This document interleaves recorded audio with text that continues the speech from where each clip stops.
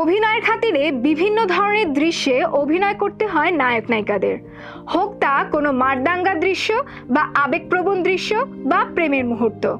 তা শুধুমাত্রই ক্যামেরার সামনে এবং সিনেমার স্বার্থে। তবে সেই দৃশ্য যখন খুব গুরুত্ব সহকারে কেউ নিয়ে নেন তখনই তা ঝামেলা তৈরি করে। চিত্রনায়ক ওমর সানির সাথে সিনেমা করতে গিয়ে এমন এক ঘটনা ঘটেছিল এক নায়িকার জীবনে। 1992 সালে নূর হোসেন বলাই পরিচালিত এই নিয়ে সংসার সিনেমার মাধ্যমে বাংলা চলচ্চিত্র পেয়েছিল লম্বাদেহী নায়ক ওমর সানিকে।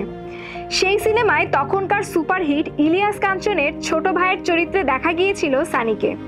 ঠিক তার পরের বছর চাঁদের আলো সিনেমাতে প্রধান চরিত্রে অভিনয় করেন তিনি। শাইখ নজরুলের পরিচালিত সেই সিনেমায় ওমর সানির বিপরীতে ছিলেন নবাগত মুক্তি। এটি ছিল তার প্রথম সিনেমা।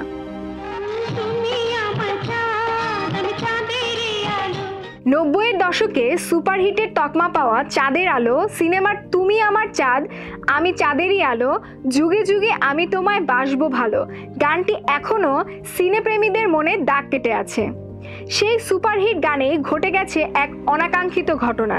গানটির সূচনা অংশে একটি দৃশ্যে ওমর সানি নায়িকা মুক্তিকে চুমু খেয়ে বসেন, যদিও তা শুধুমাত্র দৃশ্যের প্রয়োজনে। মাত্র 12 বছর বয়সে এই সিনেমায় অভিনয় করেন মুক্তি।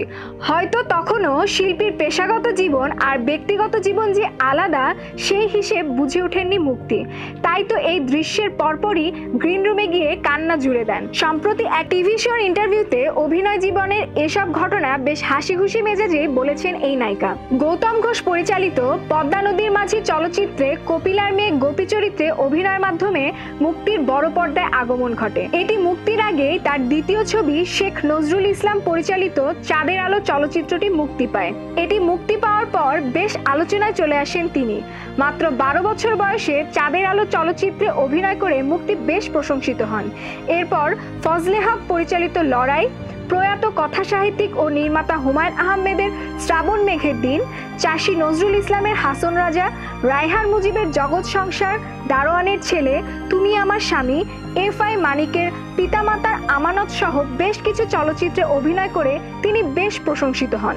বেসরকারি চ্যানেলে দেওয়া সেই সাক্ষাৎকারে চলচ্চিত্র, এফডিসি এবং আবার অভিনয়ে ফিরছেন কিনা প্রশ্নের জবাব দেন অভিনেত্রী। অভিনেত্রী আনোয়ারার কন্যা মুক্তি বলেন, 2 বছর পর এখানে আসলাম। এখন দেখছি সবাই শিল্পী সমিতিতে আসছেন, গল্প করছেন। এফডিসিটা আসলে আমাদের, এফডিসিটা আমরা নতুন করে ফিরে পেয়েছি এমনই মনে হচ্ছে। সিনেমা প্রসঙ্গে মুক্তি বলেন, সিনেমার প্রস্তাব তো অনেক পাচ্ছি, ভালো সিনেমা হলে করব। তবে আমি আগেই বলেছি আমি বাণিজ্যিক ঘরানায় যেতে চাচ্ছি না।